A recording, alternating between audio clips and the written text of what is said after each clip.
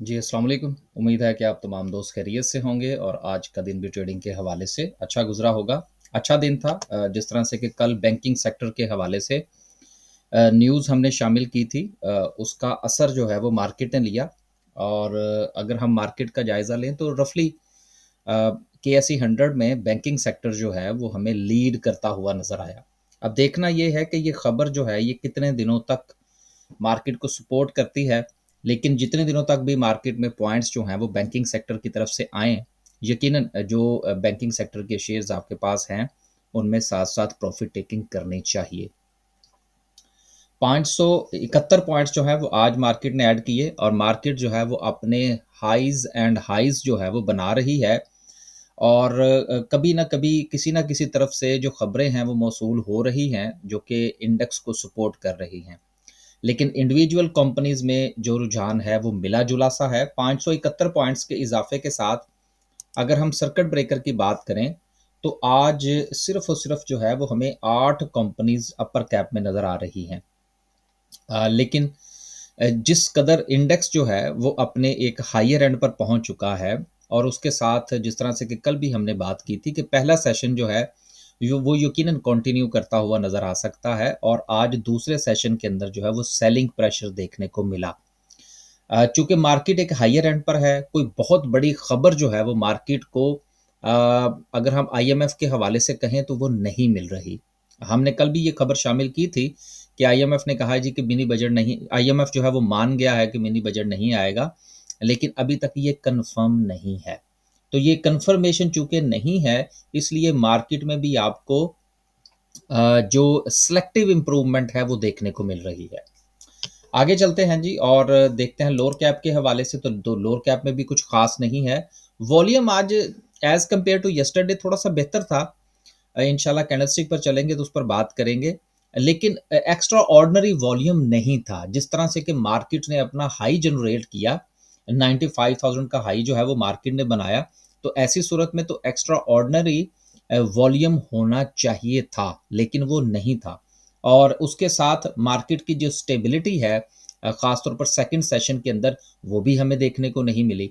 तो ये दोनों चीज़ें इस चीज़ की तरफ इशारा करती हैं कि मंडे वाले दिन जो है वो नई बाइंग से परहेज़ करना चाहिए और कोशिश ये करनी चाहिए कि अपनी जो प्रीवियस बाइंग है उसी को कंटिन्यू किया जाए और प्रॉफ़िट टेकिंग की तरफ ज़्यादा से ज़्यादा आपका रुझान होना चाहिए।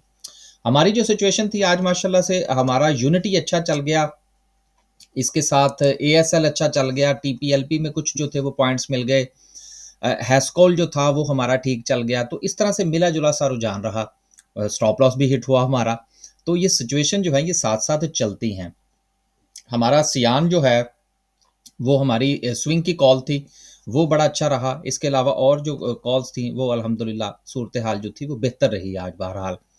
अ, आपसे एक जो बात शेयर करना थी वो ये थी कि जो भी दोस्त अहबाब हमारे साथ काम करते हैं, उनके लिए हमने मंथ में एक सेशन रखा होता है।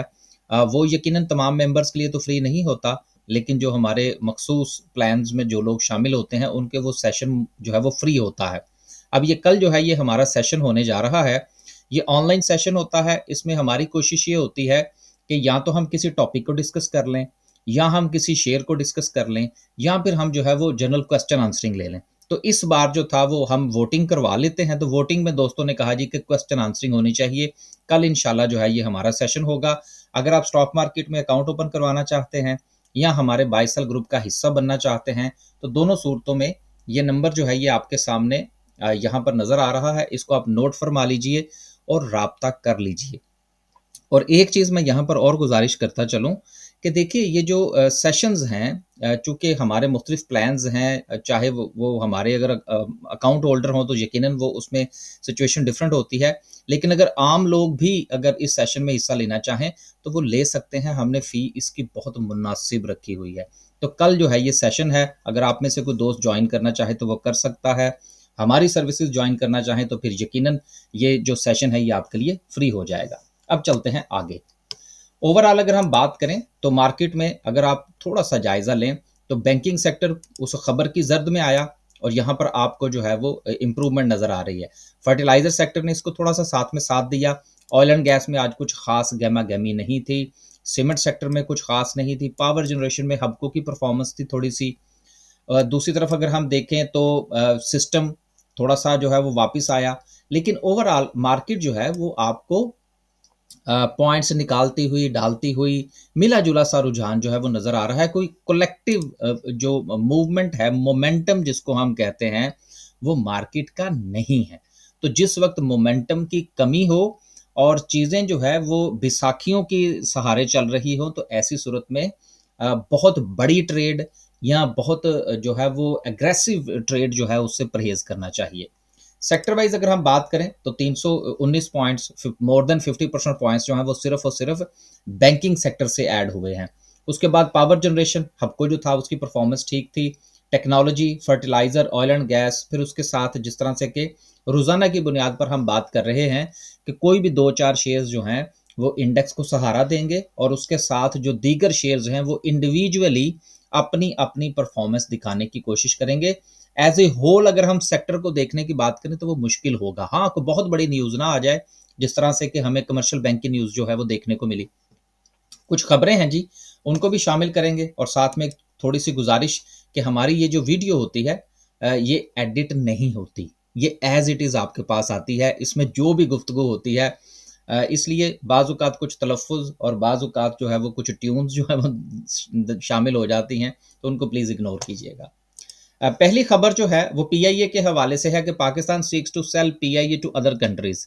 अब देखिए ये पीआईए जो है जिस तरह से हम इसको बेचने की कोशिश कर रहे हैं, अब आई हैव नो आइडिया कि मुझे तो कोई प्रोफेशनलिज्म जो है वो इसमें नज़र नहीं आ रहा। हमारे वो पंजाबी में कहते हैं कि तरले मिनतों पर जो है वो उतरे हुए हैं कि जी कोई अल्लाह का नाम है कि ले ले। हालांकि जो इट्सेल्फ पीआईए है, अगर आप उसके जो कर्जा जात के ऊपर जो सूद देना पड़ता है पीआईए को, अगर वो उसमें से माइनस कर दें तो पीआईए प्रॉफिट में है। और इसके अलावा जो पीआईए के जो असासा जात हैं वो बहुत ज़्यादा हैं।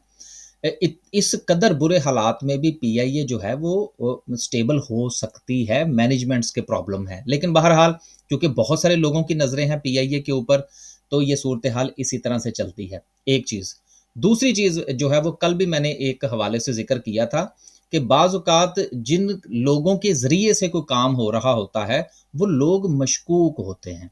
तो पीआईए के हवाले से भी अगर बिडर्स भी आप देखें ना, तो उसमें भी बहुत सारे लोग जो हैं वो हैंड्स इन ग्लव थे, यानी कि हाथ किसी और का था और ग्लव जो था वो किसी और का था।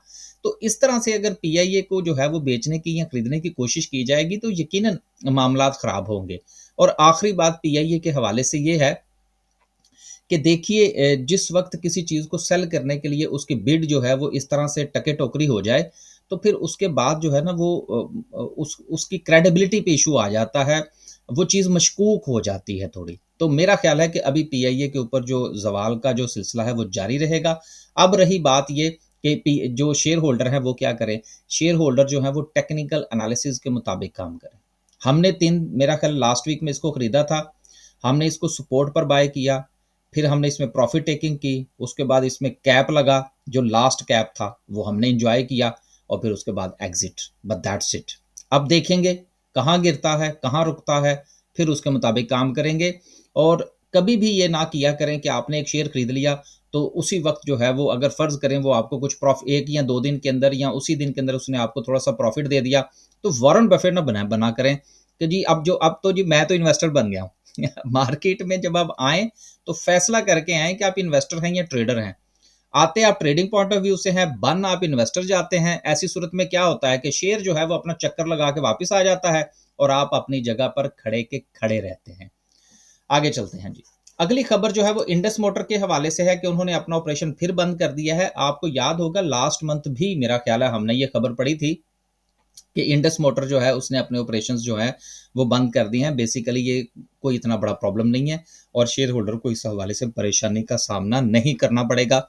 और वैसे भी ये शेयर जो है ये ट्रेडिंग पॉइंट ऑफ व्यू से तो है नहीं, तो इसके लिए वरी नहीं करना आपने। जिनके पास ये शेयर है वो पुरसुकून रहे, इंशाल्लाह सूरत हाल ठीक हो जाएगी।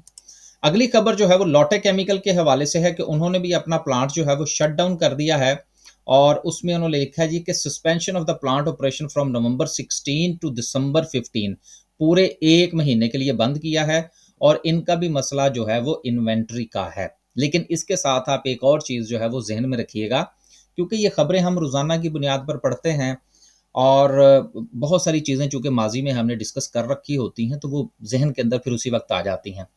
ये जो लॉटे केमिकल है ना बेसिकली ये बिकने पे है, अगर आपको याद हो तो। तो इसलिए ये किसी भी दिन इसकी कोई न्यूज़ आ सकती है कि इसको किसी ने खरीद लिया।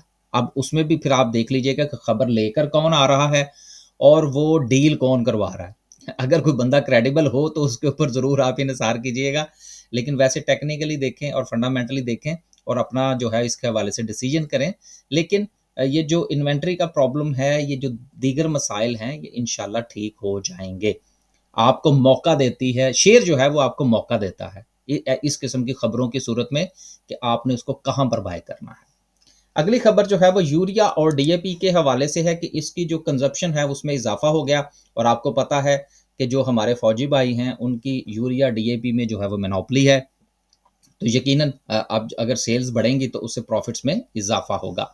आखिरी खबर जो है वो बीजीएल के हवाले से है कि बीजीएल जो है उन्होंने भी अपनी प्रोडक्शन जो है वो सस्पेंड कर दी है, लेकिन इनका मसला जो है वो टेक्निकल है। जैसे ही टेक्निकल मामलात जो हैं वो पाया तकमील तक पहुँचेंगे, इंशाल्लाह प्रोडक्शन दोबारा से शुरू हो जाएगी। और आखिरी बात जो कि यकीनन स्टॉक मार्केट के रिलेटेड नहीं है, वो स्मोक के हवाले से है कि इस वक्त जो है वो लाहौर और मुल्तान जो है वो सरफहरिस्त हैं। लाहौर से तो खैर मेरा जो है वो क्या कहते हैं जाए पैदाइश समझ लें वहाँ की हम जमपल हैं, पंजाबी में कहते हैं। मुल्तान में भी मैंने कुछ अरसा निकाला है। मसला ये है कि इन दोनों शहरों का कि इन दोनों शहरों में जिस कदर बेदर्दी के साथ जो ज़रई ज़मीन है उस पर हाउसिंग सोसाइटियाँ काटी गई हैं, और ख़ास तौर पर अगर अगर आपने डीएचए मुल्तान देखा हो, चूँकि मैं तो वहाँ पर रहा भी हूँ, तो वो आपको जो है वो जिस जगह पर बना है, वहाँ से उन्होंने तमाम के तमाम जो दरख्त हैं, जो आमों के जो बाग थे, वो काट कर वहाँ पर डीएचए बनाया गया है। अब जब इस किस्म की हरकतें करेंगे, तो फिर स्मॉग ही आएगी ना, उससे क्लीन तो नहीं होगा। लेकिन बहरहाल हुकूमत जो है या अदालत जो है, वो जो मर्ज़ी करती फिरे। जब तक ये प्रॉपर्टी माफिया जो है इसको नकेल नहीं डाली जाएगी और यहाँ पर जो है वो पाबंदी नहीं लगेगी कि चाहे वो डीएचए हो या डीएचए का कोई वो क्या कहते हैं, अब कोई गैर पार्लिमानी लफ्ज ना निकल जाए, तो जब तक ये हाउसिंग सोसाइटियां जो है ये काटनी बंद नहीं की जाएंगी ज़राई ज़मीन के ऊपर, तब तक हालात ठीक नहीं होंगे। तो बहरहाल अपना हिस्सा भी जो था वो हमने डालना होता है बाज़-औक़ात इस किस्म की खबरों में। आखिर में डिस्कस करते हैं जी आज की कैंडल को। कैंडल फर्स्ट ऑफ ऑल आखिरी घंटा जो था, इसको अगर हम थोड़ा सा आवरली कर लें, तो इसमें आप ये देख सकते हैं कि लास्ट जो 2 आवर्स थे, उसमें से जो पहला घंटा था वो थोड़ा सा बेहतर रहा। उसके बाद जो सिलसिला था जिसमें मार्केट ने क्लोजिंग दी, वो घंटा मुसलसल जो है वो सेलिंग प्रेशर का सामना रहा और उस सेलिंग प्रेशर के नतीजे में बहुत सारे शेयर्स जो हैं वो हमें नीचे आते हुए नजर आए। लेकिन अभी भी मार्केट के पास जो सपोर्ट है वो 94,000 की ही कंसीडर की जाएगी, क्योंकि मार्केट अपना एक हाई बनाने के पास नीचे आ रही है। अगर हम डे की बुनियाद पर वॉल्यूम का थोड़ा सा कंपैरिजन कर लें और उसको गुज़िश्ता दिन के साथ अगर हम शेयर करें, सॉरी कंपैरिजन करें, तो देखिए कोई ख़ास जो है वो वॉल्यूम में इजाफा नहीं है। हालांकि जितनी बड़ी खबर थी उसकी बुनियाद पर कम से कम थोड़ा सा वॉल्यूम जो है वो आज इंक्रीज होना चाहिए था, लेकिन वॉल्यूम इंक्रीज नहीं हुआ। कल एक दोस्त ने कमेंट किया था जी कि चूंकि जो वो क्या कहते हैं जी मार्केट है वो क्या कहते हैं जी ओवरबॉट हो चुकी है। तो आरएसआई देख लेते हैं जी इसका क्या कहता है। आरएसआई की बात करें तो वो तो सर कितने अगर आप ये देखें तो वो तो कब से ओवरबॉट है। तो जब से मार्केट चलना शुरू हुई है वो तो तब से ही ओवरबॉट है। देखिए मुझे दोस्त कहते हैं जी कि आप जो है वो टेक्निकल इंडिकेटर्स जो है वो यूज़ क्यों नहीं करते। देखिए हम इंडिकेटर्स देखते ज़रूर हैं कभी कभार, दिन में एक आध बार देख लेते हैं, लेकिन इसकी बुनियाद पर मैं डिसीजन नहीं करता, जिस तरह से मैं खबर की बुनियाद पर डिसीजन नहीं करता। और आखिरी बात जो है वो मैं इसमें ऐड करूंगा, फिर हम जो है वो आपसे इजाज़त चाहेंगे कि देखिए शेयर हो या इंडेक्स हो, उसमें मोमेंटम बनता ही उसी वक्त है जिस वक्त वो ओवरबॉट पोजीशन में आता है, जिस वक्त उसका आरएसआई जो है वो 70 प्लस होता है। तो असल में जो कहते हैं ना जी कि शेर को आग लग गई है और शेर जो है वो हाथ में नहीं आ रहा और शेर जो है वो ठका ठक कैपो कैप जा रहा है या मार्केट जो है वो हाथ में नहीं आ रही, तो सर असल में जो ट्रेड होती है ना वो होती ही ओवरबॉट ज़ोन के अंदर है। उम्मीद है कि ये मेरी बात जो है वो कुछ लोग जो है वो माइंड नहीं करेंगे, क्योंकि अपना-अपना एनालिसिस है। हमारा एक्सपीरियंस यही कहता है कि चीज़ों को आग लगती ही उसी वक़्त है जब इंडेक्स हो या शेयर हो वो ओवरबॉट पोज़ीशन में हो, आरएसआई 70 प्लस हो, ट्रेड करने का मज़ा ही उसी वक़्त आता है। और इस वक़्त भी सिचुएशन यही है। अगर आप ये कहेंगे कि जी ये ओवरबॉट में से निकल जाए, तो फिर तो मार्केट को गिराने वाली बात हुई ना, तो फिर वो ट्रेड करने वाली बात तो ना हुई। सो अ, उन उन दोस्त का शुक्रिया जिन्होंने वो सवाल किया था, यकीनन उनको जवाब मिल गया होगा। इजाज़त दीजिए जी, अल्लाह हाफ़िज़।